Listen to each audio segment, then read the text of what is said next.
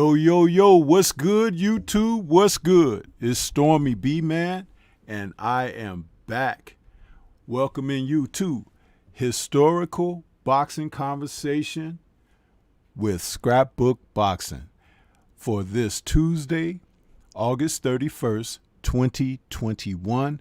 This is a special treat for you, me, and everyone out there listening, as Scrapbook Boxing has taken a time out his busy schedule to come and have a historical conversation with you all and me on the sport of boxing.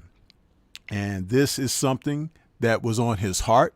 So this is being done for you, the listener and viewing audience. And we cannot wait to get started. So with no further ado, allow me to introduce the man of the hour, Scrapbook Boxing. Come on in, Scrapbook. How you doing this evening, bro? I'm doing good, Stormy. I want to first of all thank you for the time and the platform and believing me enough to give me an opportunity to speak to the audiences about my passion that I've been involved with for 47 years, and that's the game of boxing. And I plan on giving you a very good conversation, something that I think everyone deserves to listen to. So thank you once again for the opportunity. I do appreciate it. All right. So, Scrap, as this is your baby, I'm going to take a step back and allow you to do your thing, and we will go ahead and proceed with this evening's show. All right, thanks again, Stormy. My name is Scrapbook Boxing, Museum of the Forgotten Fisticuff Series. I've been involved in boxing for 47 years. 47 years. And I was 7 years old when my dad introduced me to the game of boxing. It all started when I went over to this magazine store. They were going out of business. And my dad wanted to make sure that I started reading because I wasn't a very big reader during that time. This was in Lower Manhattan. This street was called Chambers Street. And it was a bookstore that was going out of business. So when he took me over there, he took me over to the wrestling section because at that time I was very heavily into wrestling. And I was just looking at all these magazines. There was thousands of magazines, and at that time, they were going out of business. So I took a crate, and I stood on top of the crate, because where the wrestling magazines were, I was a little too short to try and find the magazines that I was interested in. So I stood on top of the crate, and I noticed Billy Graham versus Bruno Sammartino, and that's what was happening at that particular time. And I couldn't wait to read that. But something caught my eye when I was pulling out that magazine. It was something different. It wasn't a wrestling magazine. And I wasn't sure what it was at that time. So it was a magazine that was halfway out. And it was George Foreman and Muhammad Ali, 1974, Zaire, Africa. So I pulled that magazine out. But as I leaned over a little bit further to the edge of the shelf was loose. And as I grabbed that magazine, I slipped and I fell and I pulled all those magazines down with me. And everyone who was in the area, they actually came over to find out what the noise was about. And they saw all those magazines were on top of me. And the majority of the magazines that I pulled down were 1920s Ring magazine. And I was intrigued. And so I grabbed the crate and I tried to grab all the magazines that were falling out of my arms and everything else. So the owner of the magazine store was very happy because he was trying to get rid of the magazines. So he took the crate that I was standing on top of, flipped it upside down, grabbed all the magazines that I was intrigued with, and he threw them inside the crate. And he asked me to walk with him to the front of the store. It must have been over 100 magazines. And so my dad started walking to the front of the store because when he came over to where the noise was, he saw that I was there one moment and I wasn't there the second moment. So when he went over to the cash register, he says, "No way I'm buying all these magazines for you." And the man said, "Don't worry about it. It's about 75% off. Don't worry about it. I'll make sure your son gets all these magazines." It was from that point on is when I started collecting boxing magazines, boxing cards, boxing posters, everything containing to boxing.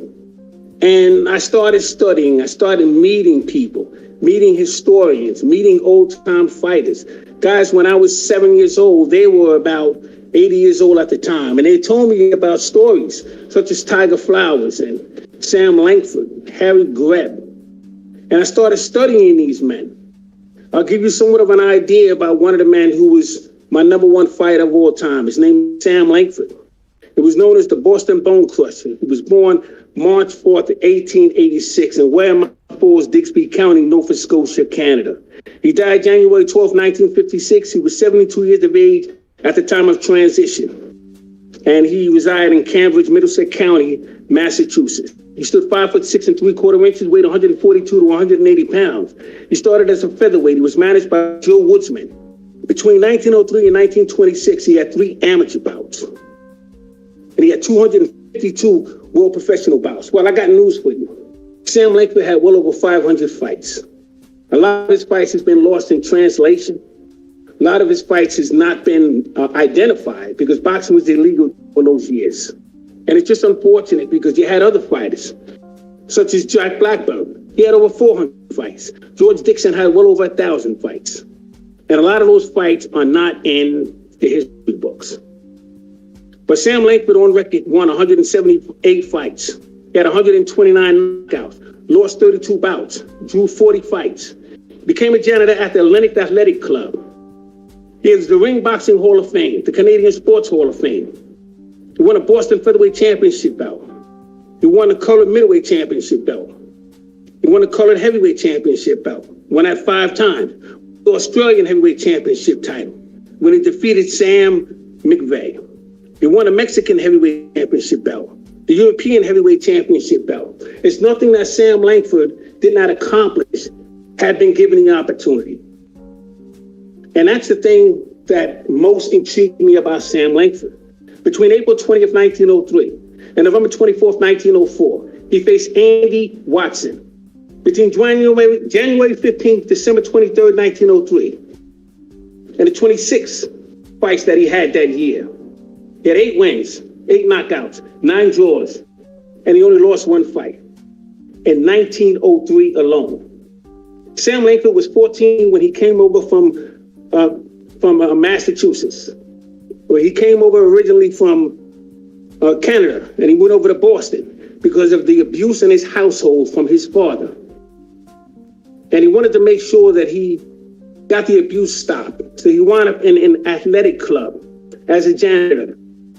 And the manager there, just all he wanted him to do was to make sure he took care of the gym. Well, there was a sparring partner that was looking for someone to spar with. And Sam Langford was looking from side to side to make sure he wasn't called, and he was called. He climbed in the ropes, put on a pair of headgear, and he knocked the man out in 1 round. He had never fought before, but he always had the desire because of his father, the abuse in that household. He was 14, wound up becoming 15 once he wound up moving to Boston, Massachusetts. And Sam Langford was just a stocky guy. He was skinny when he first moved over, but then he grew as a build. He reminded me a lot of James Toney, and he had that real stockiness. And he had the ability to slip and throw wide hooks. And he learned how to shorten those hooks as his career went on. He defeated the lightweight champion in 1903, Joe Gans, 15 rounds. It was a non-title affair because Sam Langford was overweight. In 1904, he was in a ring with the Barbados Demon, Joe Walcott. And he went 15 rounds with him. And that was a non-title fight. Sam Langford was the only fighter, whether he was black or white. He fought the first black lightweight champion in Joe Gans, the first black welterweight champion in the Barbados Demon, Joe Walcott, the first black middleweight champion, Theodore Tiger Furst, fought him in 1922. The first black heavyweight champion, and that was Jack Johnson in 1906. The first black colored light heavyweight champion, William Ward, Kid Norfolk. The second black welterweight champion, Dixie King. Sam Langford is the only fighter in history who accomplished a feat like that. He had 6 fights with Jack Blackburn between December 23rd, 1903. He had 4 no decisions, 1 win, and 1 no contest. 4 fights with Dave Holly from Philadelphia between April 11th, 1904 and February 13th, 1905. He had 1 loss, 2 draws, and 1 win. He fought Jeff Clark, the Joplin Ghost, and Jack Blackburn, all in 1904 and 1905. He had 11 fights with Jeff Clark. Between November 11th, 1910 and June 1st, 1920, 5 no decisions, 4 wins and 2 draws. He had 6 fights with young Peter Jackson between May 26, 1905 and November 12, 1907. 4 wins, 1 draw, 1 loss. He had 1 fight, April 26, 1906, where he lost 15 rounds to the colored heavyweight champion, Jack Johnson. And what was interesting about that fight is a couple of days before that, he was in a ring with Joe Jeanette. Joe Jeanette was from Hoboken, New Jersey. Had well over 100 street fights before he put on gloves. Joe Jeanette is one of the greatest fighters of all time. He was a colored heavyweight champion. He had 7 fights with Jim Ballard between September 25th, 1907 and April 14th, 1910. 7 wins and 2 draws. 14 fights between December 25th, 1905 and September 14th, 1917. He had 2 draws and 5 no decisions with 4 wins but 3 losses with Joe Jeanette. 22 fights with Harry Wells between May 1st, 1914 and January 17th, 1922. 10 no decisions, 2 wins, and 6 losses. He had 15 fights with Sam McVeigh between April 1st, 1911 and August 14th, 1920. 4 draws, 5 decisions, and 1 loss. Sam Langford was incredible.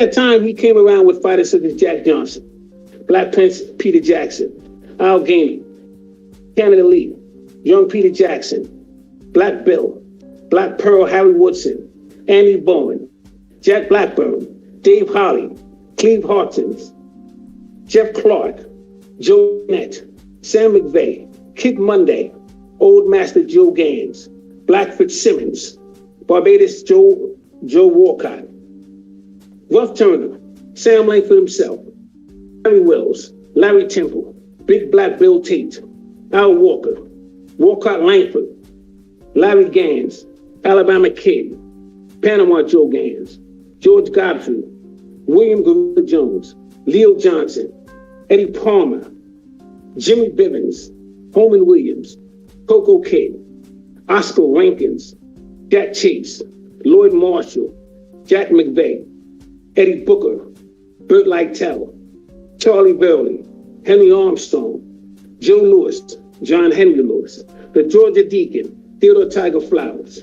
He was the first Black middleweight champion of all times. He defeated the Pittsburgh Windmill, Harry Greb, in New York's Madison Square Garden.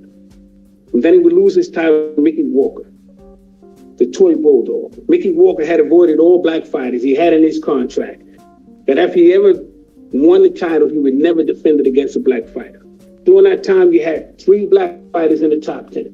Len Johnson, William Gorilla Jones, and Harry Smith, who was known as Harlem Thunderbolt. He became the world colored middleweight champion when he defeated Jack McVeigh, who was known as the Pride of Harlem, November 16, 1929, at the Olympic Boxing Club in New York. His name was Julius Williams. His name was Jack McVeigh. Was born July 14, 1905 in Athens, Georgia. He died in 1975. He was 5'9". He was a welterweight in the middleweight. He stopped Hal Silvers in 5 rounds at the Broadway Arena in Brooklyn, New York. January 7th, 19, after a left hook, right hand combination. And he landed on his face. And you had a fighter by the name of Larry Estridge. He defeated Panama Joe Gans. Larry Estridge was the southpaw, four-headed, reminded me of Marvin Hatton. Well, he was the colored middleweight champion, and he defeated Panama Joe Gans, who was an outstanding Black middleweight champion at that time. June 26, 1924, New York Yankee Stadium.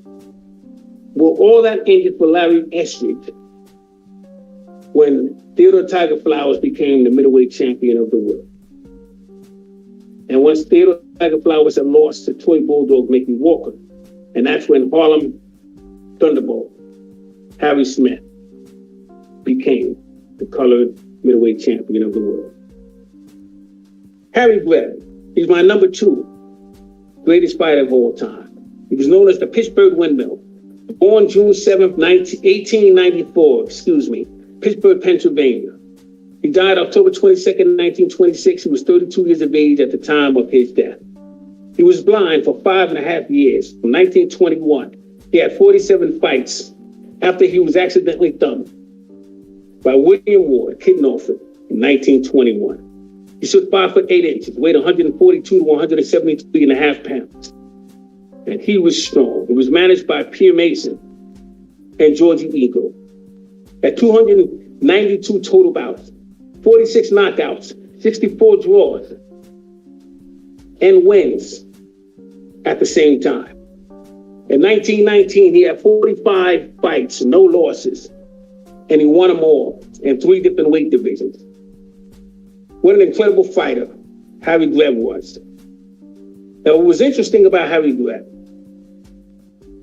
he was KO'd by Kid Graves. He was a middleweight, 1916. He had 22 fights that year. But in 1913 was his first professional year, and he was stopped by Joe Chip. Now, I've always found it fascinating about Joe Chip. Joe Chip was the brother of George Chip. George Chip wound up becoming the middleweight champion when he defeated Frank Klaus. Well, Joe Chip was in the corner in 1919 with the Manasseh Mauler, Jack Dempsey. Well, Harry Greb had defeated a fighter by the name of Walter Monahan. Well, Walter Monahan was also in the corner in 1919, but he was in the corner of a fighter who was the champion at that time. And when he defeated Jess Willard, it was one of the most contests of all time. Glove of Jack Dempsey. Because remember, I told you that Joe Chip had knocked out Harry Greb, knocked him out in 1 round. Joe Chip was in the corner of Jack Dempsey. And Jack Dempsey put the beating on Jess Willard. Knocked out a 6 teeth in the mouth of Jess Willard. Broke his ribs, broke his eye socket, broke his collarbone. The one brutal right hand. That right hand was known as Iron Mike. And that's why Mike Tyson, who used to be called Kid Dynamite, changed his name to Iron Mike because he admired the right hand of Jack Dempsey. Well, that name was called Iron Mike because of the loaded gloves that was alleged in the gloves of Jack Dempsey. Everything comes full circle in boxing. But that was one of the most brutal contests. It happened 1919, Toledo, Ohio. Jack Dempsey and Jess Willard. And like I said, boxing has always been my number one sport. I've seen so many fights. I've been to over 500 boxing matches.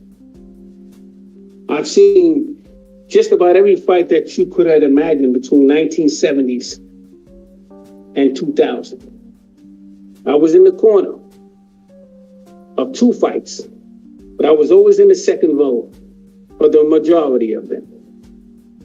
I was at the second row with Salvador Sanchez and Wilfredo Gomez. I was in the second row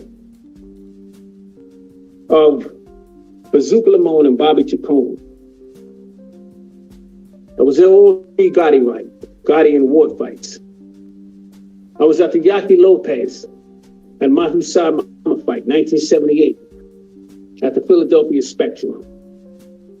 Also at the Philadelphia Spectrum, I was at the fight between Marvelous Marvin Hagler and Bad Benny Briscoe. And what was so amazing to me is that Marvin Hagler called out Ronnie Harris. Ronnie Harris was the 1968 Olympic gold medalist. And he said that Ronnie Harris had a big mouth. And he was willing to fight with him that day. You see, you don't have boxing like that anymore. The minute, the time is different. Benny Leonard fought Johnny Dundee 8 times. 1922, Benny Leonard almost became the welterweight champion of the world in the ring with Jack Britton. And he dropped him with a body shot. Something came over Benny Leonard that particular evening because he hit him again when he was down and he was disqualified. Had that not happened, Benny not only would have been the lightweight champion, but he would have also become the welterweight champion of the world. Also that year, 1922, you had George Carpentier. George Carpentier was one of the greatest light heavyweight champions of all time. But George Carpentier had lost his title to Balancini. Balancini became the first black light heavyweight champion of all time. Unfortunately for Balancini, he went on to fight a man in Ireland, St. Patrick's Day. His name was Mike Matee. He never came back with his title. Boxing has always had its moments. One of the greatest moments was Henry Armstrong. He became the first Black American featherweight champion, 1937, October of that year. And he did it in the Mecca, New York, Madison Square Garden. Only two other black fighters had accomplished the title at that time. That was John Henry Lewis when he defeated Bob Olin in 1935. And then it was Theodore Tiger Flowers when he defeated Harry Greb in 1926. Henry Armstrong would become the first Black American featherweight champion of all times. And he did it in a run of 27-0 with 26 knockouts. The only man he didn't knock out was Albie Sporting. But then he would, in 1938, go to New York Madison Square Garden Bowl, Long Island City, and he would defeat Barney Ross for the welterweight championship belt. Also that year, in 1938, he would jump back down to the lightweight division, and he would become a lightweight champion when he would defeat Lou Ambers. He would have 19 welterweight title defenses. In 1939 alone, he would defend his welterweight championship belt 5 times in the month of October. In 1940, he tried to win the middleweight championship crown from Seferino Garcia. That fight was fixed from the beginning. Because the New York SAC didn't recognize a 10-round bout. The fight had to go a minimum of 15 rounds. And that wasn't in the contract. The referee was George Blake. So the only other state that would accept 10 rounds would be California. And Henry Armstrong was offered money to take step aside, and he refused to do it. So his manager, Eddie Mead, never showed up for the fight. And Seferino Garcia offered Henry Armstrong another amount of money that he refused. So they said, you know what? All right, it's going to be a 10-round bout. So referee George Blake decided to take around 5 rounds away from Henry Armstrong. And when he took 5 rounds from Armstrong, it made it a draw. He flew out of the arena. He was caught on a corner trying to catch a cab. And after he was caught and brought back in, he confessed. The fight was a fix. Henry Armstrong would have also became the middleweight champion of the world. Even if he got the decision and he would have defeated Seferino Garcia, he would not have been a New York SAC middleweight champion because they didn't recognize that bout. He would have been the NBA, National Boxing Association champion. And all this happened because Ken Overland was promised an opportunity. And Ken Overland would finally get his shot, and he would then become the middleweight champion of the world after he defeated Seferino Garcia. Boxing has always been a productive sport, especially when it came to black fighters.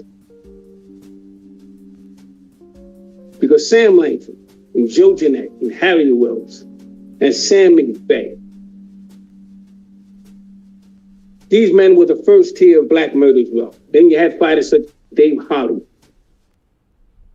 and Larry Temple. They were fighters that never got an opportunity. But these were fighters who were probably the best in their era.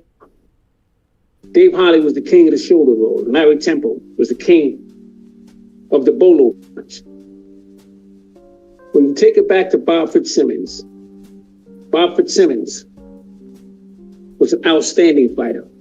He was a blacksmith. There's a fighter by the name of Bob Armstrong who used to work on horses. And his job was to nail horseshoes to the bottom of the feet of the horses. And that's how he met Bob Fitzsimmons, because Bob Fitzsimmons, like I said, was a blacksmith. And Bob Armstrong's job was to take metal, have them shaped into horseshoes. And the man who did that was Bob Fitzsimmons. But Bob Armstrong would teach Bob Fitzsimmons the famous solar plexus punch. And Bob Fitzsimmons would use that punch to become the heavyweight champion of the world. Carson City, when he would knock out Jim Corbett, who was the heavyweight champion at that time. Jim Corbett became the heavyweight champion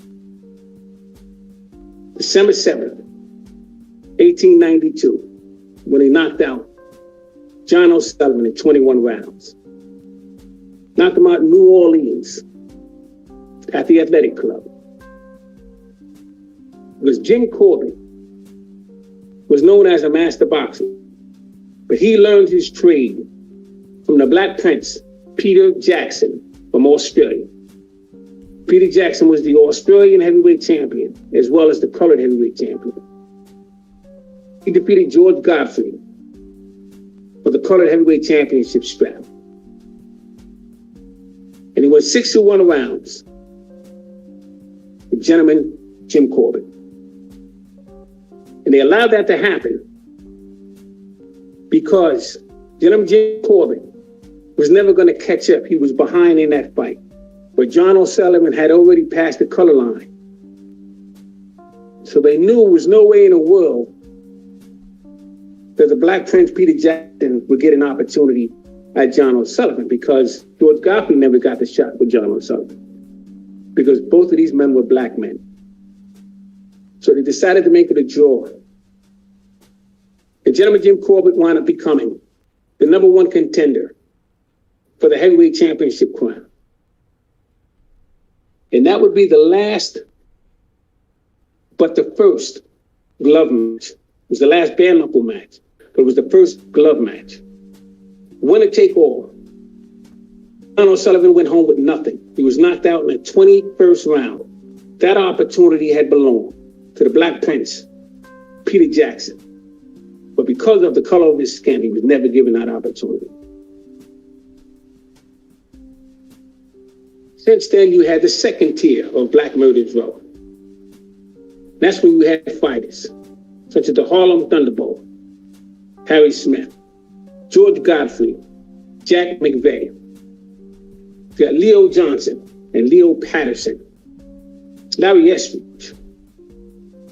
He wanted to become the colored middleweight champion of all times.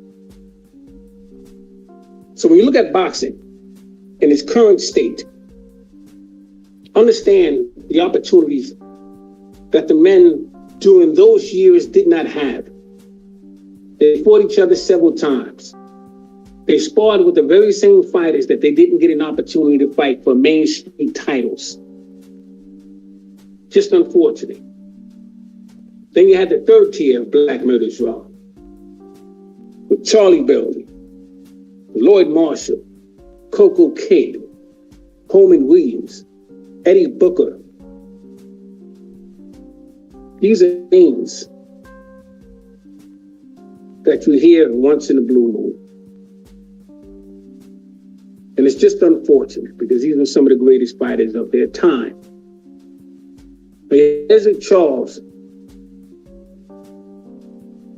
And you had other great fighters during the time that just didn't get the opportunities. Lloyd Marshall, Jimmy Bivens. Speaking of Jimmy Bivens, I had the pleasure of meeting Jimmy Bivens. He turned professional in 1940, along with Ray Robinson, along with Willie Pep, along with Ike Williams, along with Eddie Charles. And you want to know the difference between all those men? They would all become a champion. Eddie Charles would defeat Joe Walcott, 1949. And he would win the NBA version of the heavyweight championship strap.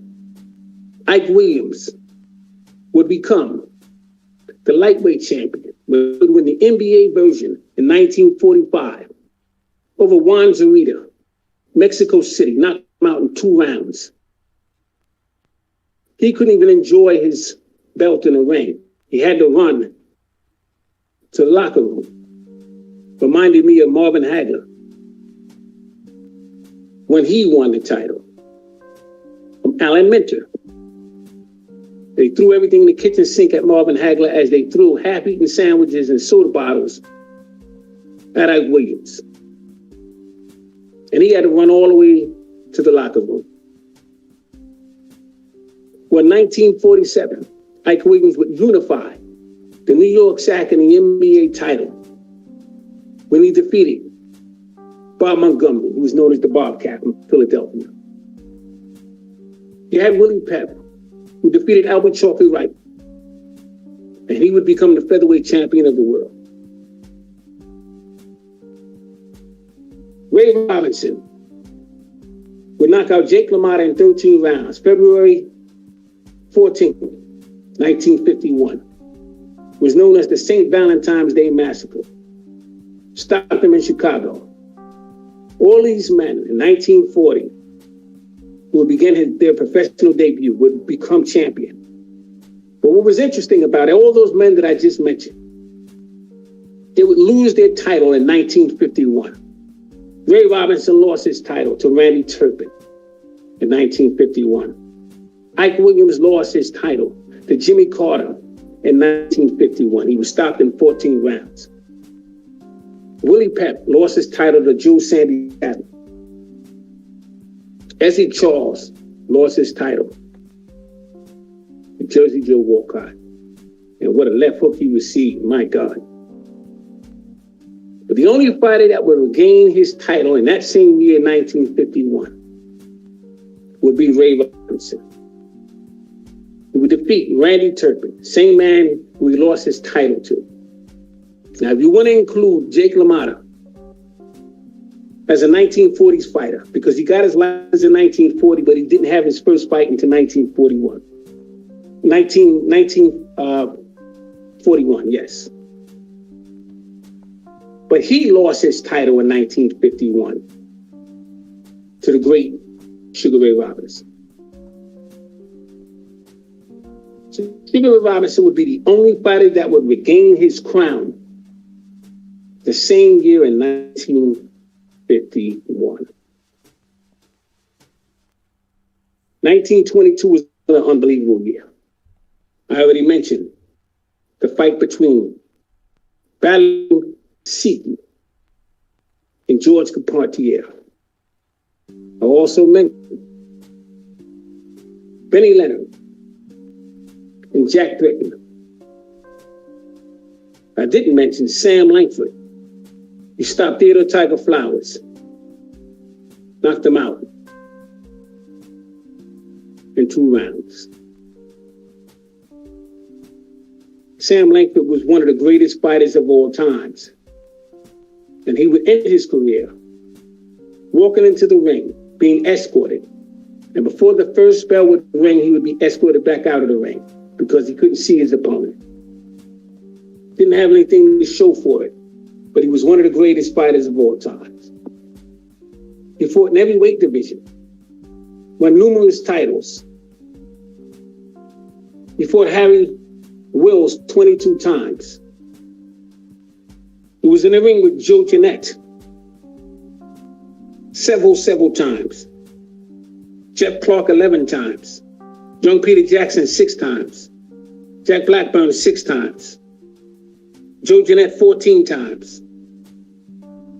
Sam McVay 15 times. He was one of the greatest fighters of all time. The great Sugar Ray Robinson was a 6-time champion, 1-time welterweight, 5-time middleweight. Began his professional debut October 4th, 1940.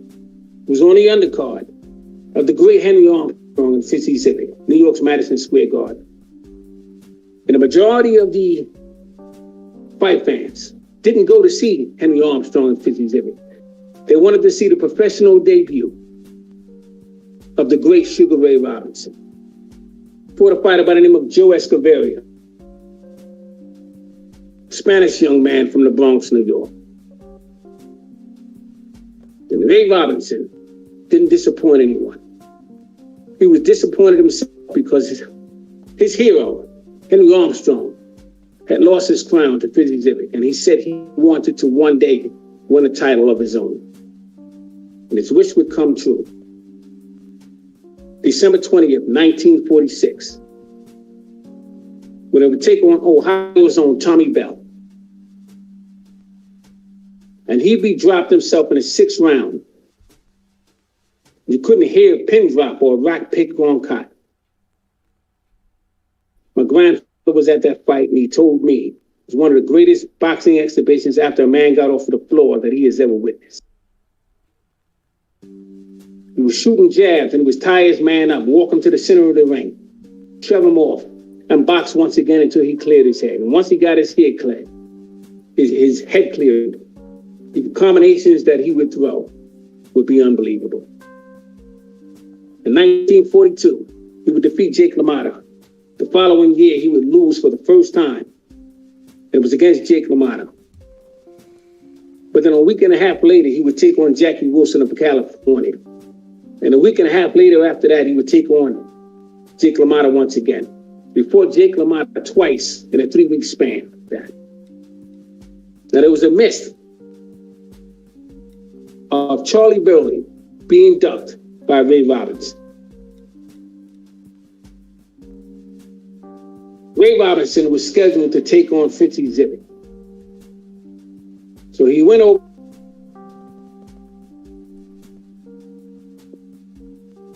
for Fitzy Civic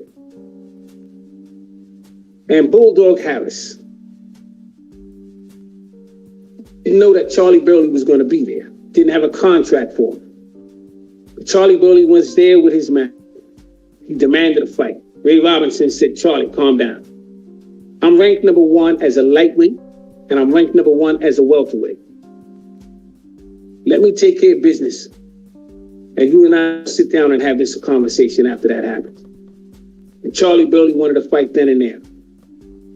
So Robinson said, "The hell with it. All right, if that's what it's going to be, that's what it's going to be. You're going to have to match this contract." It was the contract of Fitzy Civic. But Charlie Burley had lost at Fitzy Civic in 1938.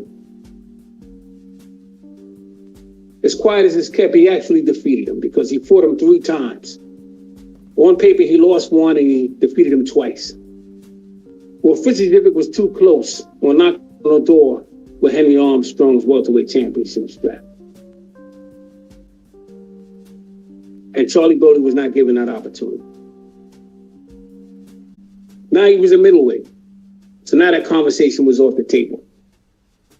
They honestly want you to believe that 2 black fighters who were destined to get a title opportunity would avoid each other. And that rumor went on too long. That is not a fact. But Charlie Burley would wind up winning the California Light Heavyweight Championship strap. He fought Holman Williams a total of 7 times. He won 3, he lost 3. And they had 1 no decision. A no contest. And Charlie Burley was robbed plenty of times. He was a avoided fighter. But that myth between him and Ray Robinson is a false one. Ray Robinson took on just about every fighter of significance, of value during his time. was in the ring with fighters such as Gene Foreman and Carl Bobo Olsen, Rocky Graziano, Carmen Basilio, Sammy Engat, who he fought 3 times. He was in the ring with Willie Joyce and many, many others. Ray Robinson is very underrated as a fighter. He's my brother Kurt Anderson's #1 fighter. And I totally understand why. I had the pleasure of meeting Sugar Ray Robinson on 2 separate occasions. Got his autograph, photos with him and everything else. But what I got out of the conversation with Ray Robinson was the man in his time, what one had to go through in order to avoid the mob, what one had to go through in order for them to be successful in their lives.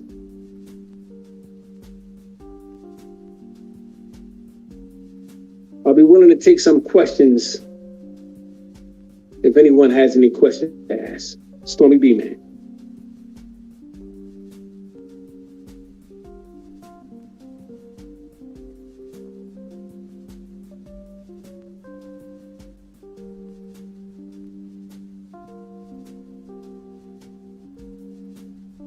Let's see if we have questions.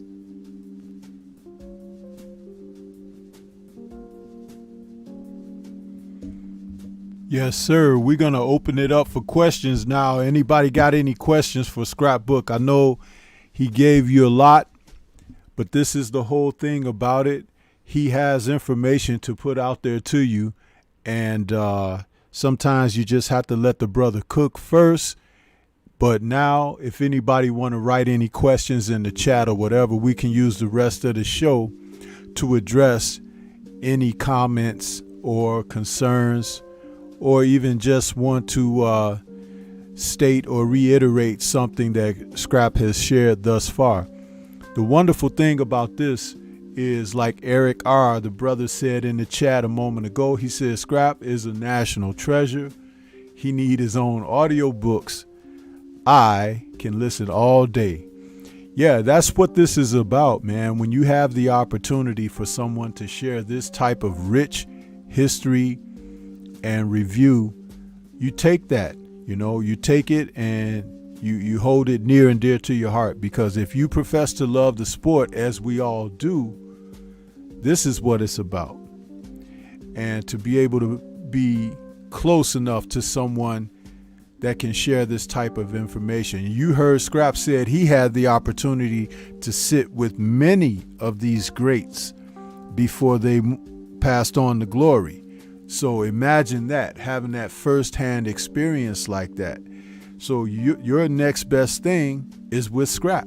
So take that opportunity to interact and be a part of this process, man. The one thing about having knowledge is it goes to waste if it's not shared. You understand? Because when you're gone, that's when it stops. But Curtis is saying, for Scrapbook, who was the best fighter in the 30s? Salute to Kurt as well. Thanks, Kurt. Well, shout out to my brother Curtis Anderson. Hammering Henry Armstrong.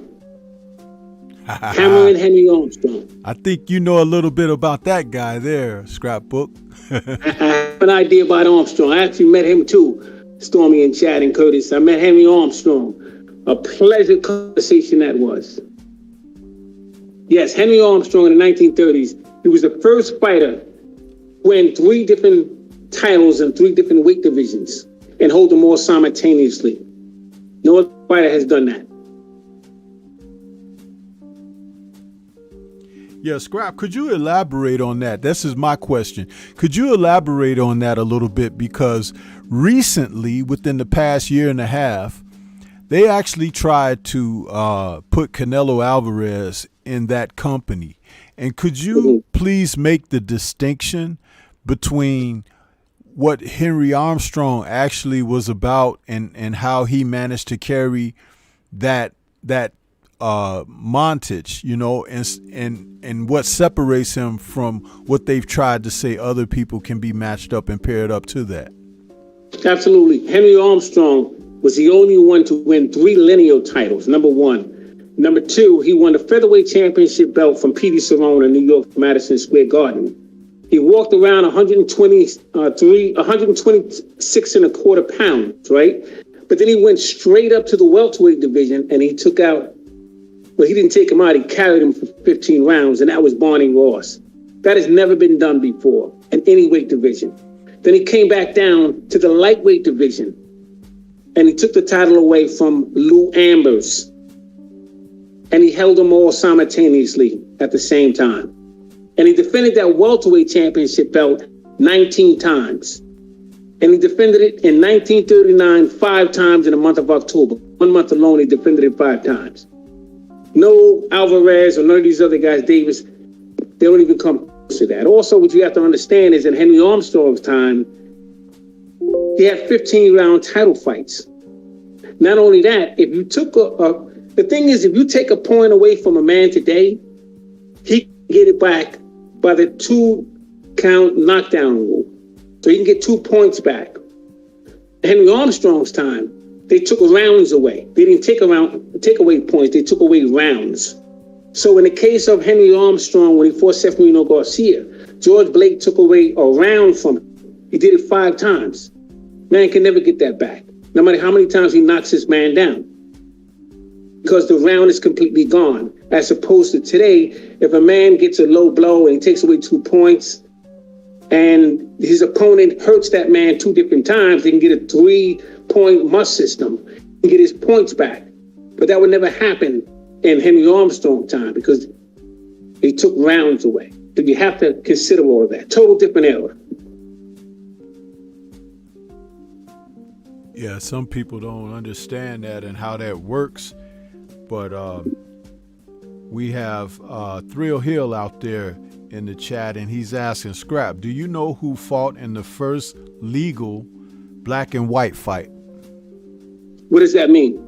I guess he's trying to say... A black fighter and a white fighter? Yeah, a black fighter and a white fighter yeah, for a legal, legitimate championship, I guess he was saying. Or maybe just the first fight, period.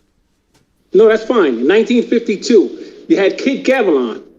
And you had a guy by the name of Bobby Dykes. He was from Texas. Now, that didn't happen until 60 years. The last time that happened was George Dixon and Jack Skelly. So part of his question could be the George Dixon in George Dixon on 1892,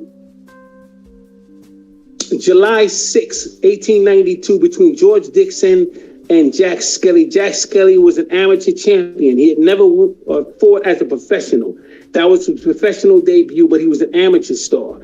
And George Dixon beat him up so badly that they outlawed mixed race fights for over 60 years.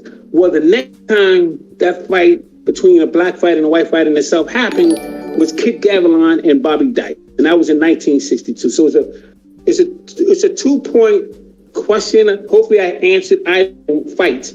You know, it was either George Dixon or Jack Skelly, or it was Kid Gavilan and Bobby Dykes. Thank you for that, Scrap. And They were both title fights. Yes, sir. I want to say salute to the African Sci-Fi Scholar in that super chat with his donation. Thank you, brother, for that. He says, salute Stormy B and Scrapbook. In what era did boxers start illegal doping? And what kind of PEDs, if any, were fighters using in Armstrong's time? Oh, it's a very, very broad question. All of that's, I mean, fighters were doing that even before Armstrong's time. But things that they actually can prove. They had a form of steroids. It was called brewer's yeast.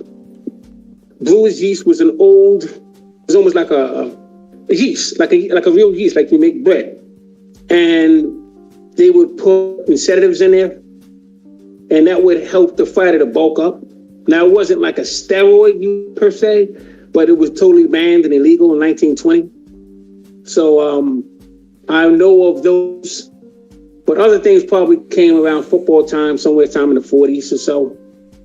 Anything else, nothing's been proven as far as my research is concerned in Armstrong's time. Another great question from the brother and channel member Bruce Gold says, what's your favorite fight you saw live, Scrapbook? Many of them. Shout out to Bruce Gold, first of all, my brother. I was at the Aaron Pryor and Alexis Aguayo fight, the first one. That was something else. But then I was at the Salvador Sanchez and Wilfredo Gomez fight. I was behind Larry Holmes. That was something else. So it's been so many. Hagler Hearns, and you name them, I was almost there. I was just about at the fights. I missed a few of them, but I was at the majority of those fights at that time. Bobby Jacone and Bazooka Lamone. I was in the second row of that fight. Last round was unbelievable. Jockey Lopez and Matthew Saad Muhammad. I was at that fight. My brother Curtis was in the building also. That was at the Philadelphia Spectrum. I was in the second row of that fight. So, what was the best one? Good question, Bruce. Not the best. Your favorite. Not the best. Your favorite, Scrap. That's what he's asking. Yeah, I know. That's what he meant. It's so many. I'll just say. I used to say Hagler Hearns, but I have to go to Salvador Sanchez and Wilfredo Gomez because of the bands, the battling of the bands. That was exciting to me back then. Awesome.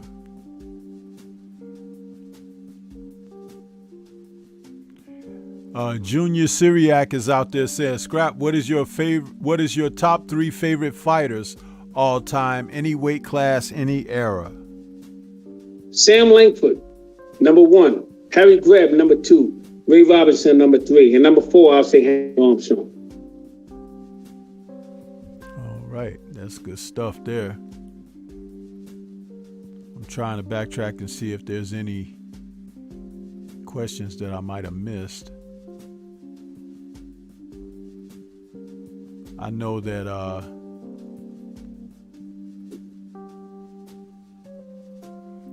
Bruce Goals also asked the question, Scrap. He said, I remember you saying you passed on a fight to see Lopez and Saad Muhammad. He's like, which fight was that?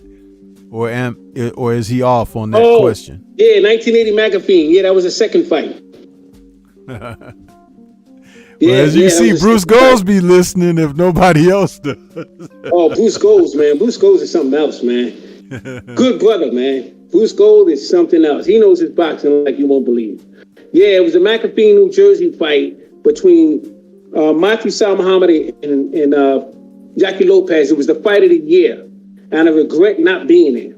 I was at the first one at the Philadelphia Spectrum in '78, but I didn't go to the one in 1980. That was something else. I was at the Danny Little Red Lopez Salvador Sanchez fight, the second one. That was a hell of a fight also. My God. Yeah, that was a great fight. Yeah, Eric R. is out there and he's asking, what was your first live fight, Scrap? It was an Alexis Aguayo fight. I'm trying to remember who he fought. But my very first fight was an Alexis Aguayo fight. 1970s. Yeah, I was about 7.5 years old, just about turning 8. Mm-hmm.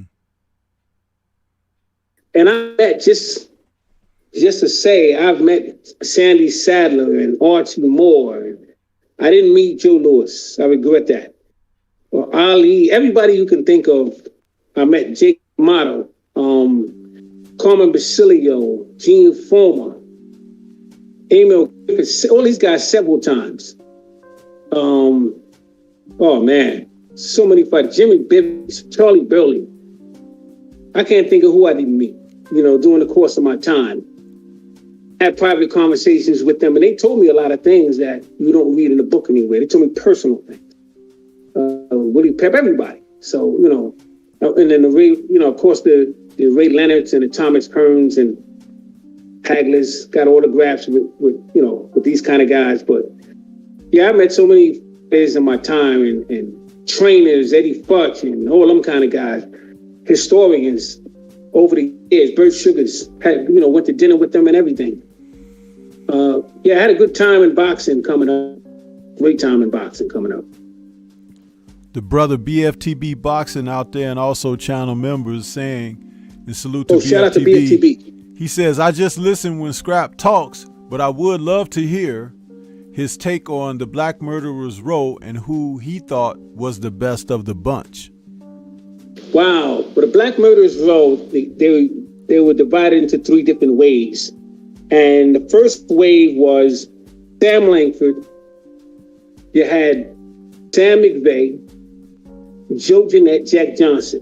When Jack Johnson became the heavyweight champion of the world in 1908, when he defeated Noah Brusso, who was Tommy Burns, 14 rounds, they stopped the camera. They wanted to make sure nobody saw that fight. That's when Harry Wells fell into that slot. Well, that was the first wave. And then, of course, the smaller guys, you had Dave Harley and Larry Temple, a lot of these other fighters. But then the second wave was the Harlem Thunderbolt, and that was Harry Smith. He became the colored middleweight champion in 1929 when he defeated a fighter by the name of Jack McVeigh. His name was the Pride of Harlem. You also heard George Godfrey and Leo Patterson. Leo Patterson was the colored lightweight champion, but he was also the AEF, America's Expeditionary Forces lightweight. He was on the same team as Bob Martin and Gene Tunney. Bob Martin fought Faye Kaiser. Faye Kaiser had fought Harry Greb 9 times. And Bob Martin defeated Faye Kaiser. And Gene Tunney was the light heavyweight champion. Well, Leo Patterson was the lightweight champion and of the AEF, also the colored lightweight champion. And he defeated Bushy Graham out of Utah for that title. That was the second wave. The third wave was Charlie Burley, Lloyd Marshall. You had Holman Williams, Eddie Booker. You had my number one is Holman Williams. Number two is Charlie Burley. Number three is Coco Kid. Coco Kid is my also number one Puerto Rican fighter of all times. He's my number one Puerto Rican fighter, but he's my number three Black Murderers Row fighter. And then Lloyd Marshall, number 4. Okay, we're gonna Those are the three waves of Black Murderers Row. We're gonna go to a super chat that we had from brother Drew Titan LLC. He says, and salute Drew, and thank you for the super chat. He says, I can't tell you how much I enjoy this conversation. And so I think we all do. Everyone who's here and who's been here for a moment, it's amazing. Shout out to Drew Titan, man, my brother. Yes, sir. And also a super chat from our brother Curtis Anderson, a.k.a. Kurt Sugar. Shout out to Kurt, my brother. Scrapbook and Stormy B, man, great show. Thank you for that, Kurt. Thank you for your donation. And also we have another super chat in there from the brother BFTB Boxing. He says, good God, Scrap is special. Yes, sir. Thank you for that. BFTB, my coming brother, in man. heavy You there. know. BFTB. Salute to you, brother. My brother. Thank you, BFTB. Thank you, Curtis. Oh, man, your brother is something else, man. And there was a question out there from Brian S. that says, what was the best fight venue you experienced, Scrap? Meaning, you know, like the best place to watch a fight. Where you... Blue Horizon, Philadelphia. Yeah, I remember many of those on Tuesday night fights. Yes. Wow. Yes, sir. Yes, sir. Yes, sir. If you ever watched a Tuesday night fight, a lot of those fights were at the Blue Horizon. Those the best seat was in the second tier. Yeah, those were set up like you were in an old college basketball gym or something like that. It's like you're right on top of the action, right? Yes, exactly. And Scrap, they have a place in the UK that kind of mimics that, right? Do you know what that venue is called? No, I don't. There's a place in the UK that's kind of designed like the old Horizon was, and some of their fighters they're still fighting, especially when they have up and coming guys. are still fighting in that venue. It's designed a lot like the Blue Horizon was, where you get that second level that's kind of near the ring, and it kind of comes out where it's almost over the ring almost. It's really cool. Wow. That's crazy. No, I didn't know that. Yeah, I don't Stormy, know what that place is called, but if there's anyone out there in the chat that's familiar with the UK and knows the name of that venue, we'd appreciate if you could write that in the chat or even in the comments section if you're catching this on replay.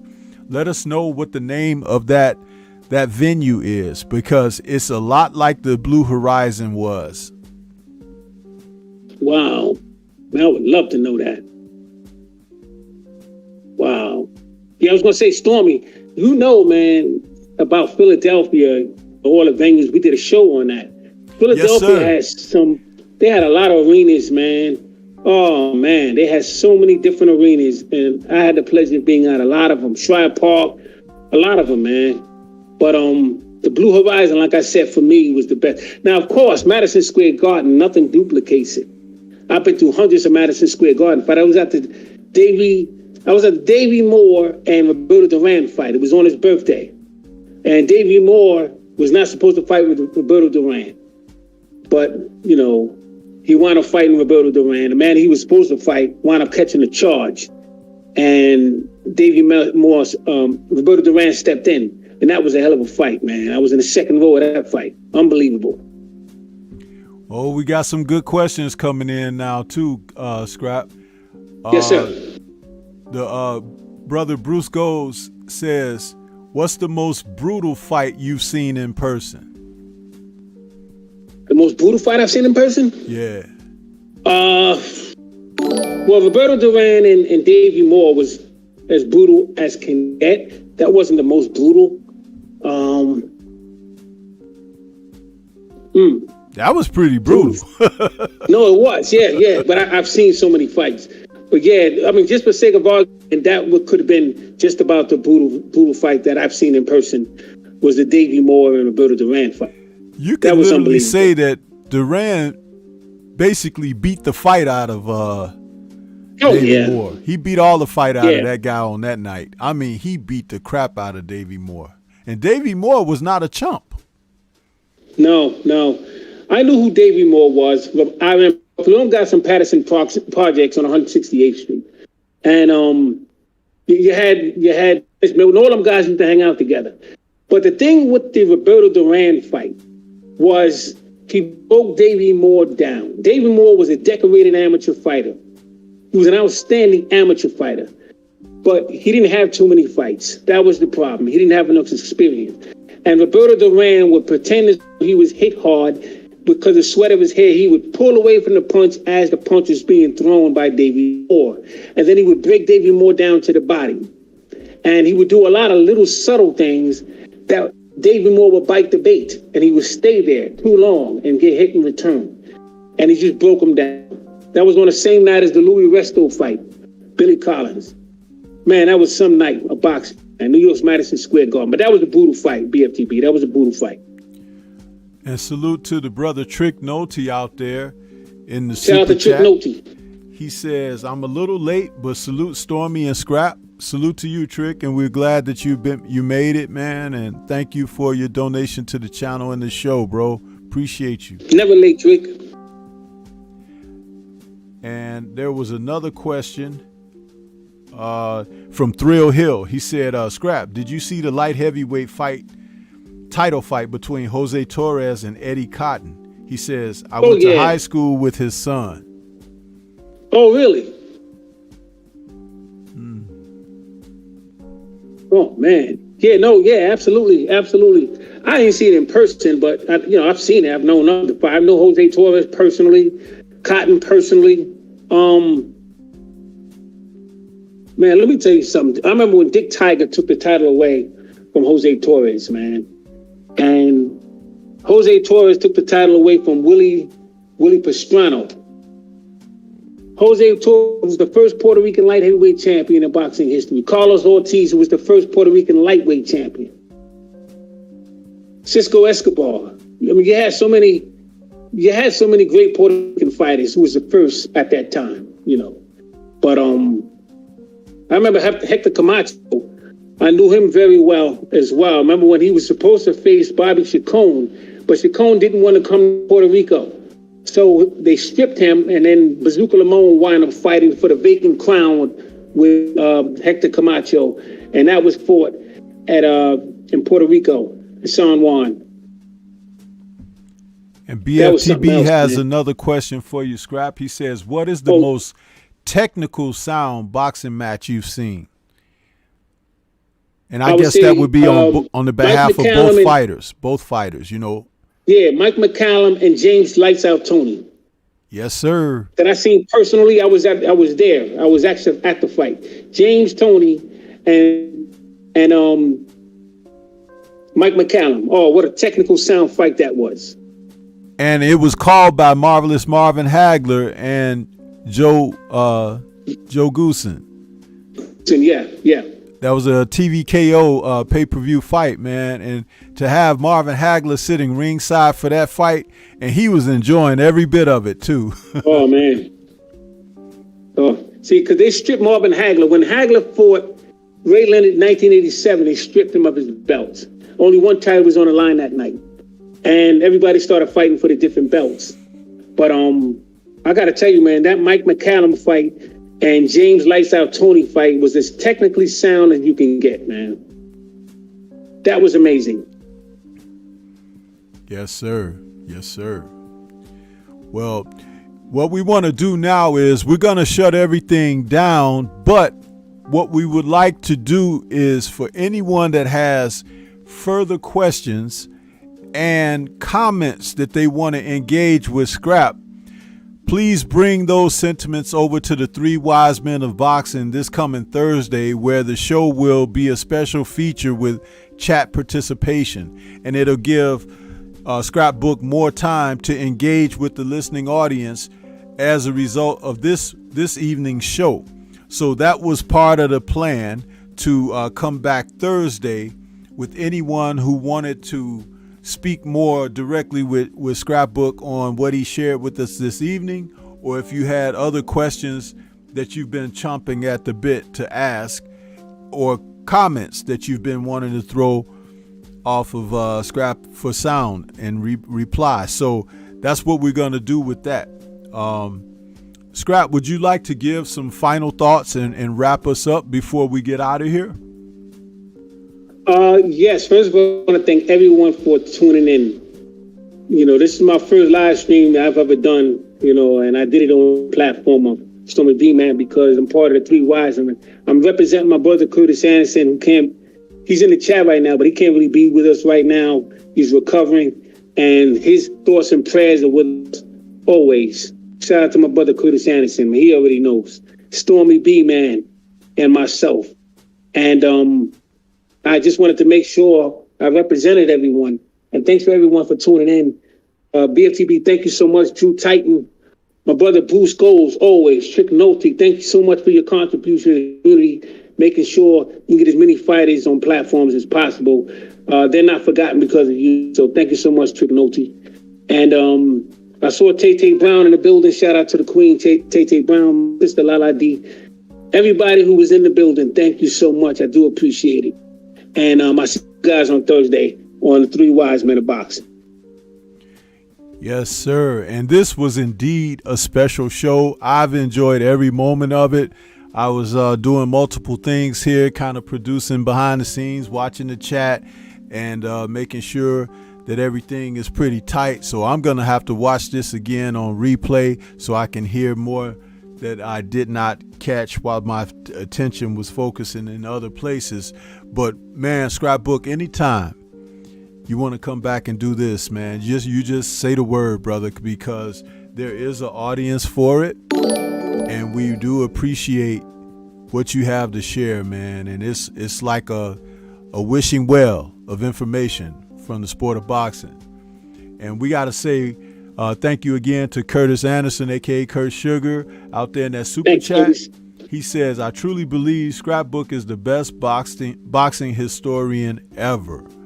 Hey, man, I don't know anyone else I can put up against that, because one of the most amazing things is Scrap has shared life experience with so many of the people that he speak of. That's what makes him special and different, and that's what makes it, if you have a chance to ask this gentleman questions, if you have a chance to just try to engage and pick his brain about something, don't be shy, don't hesitate, do so. That's what it's all about, man. And this is why we do what we do.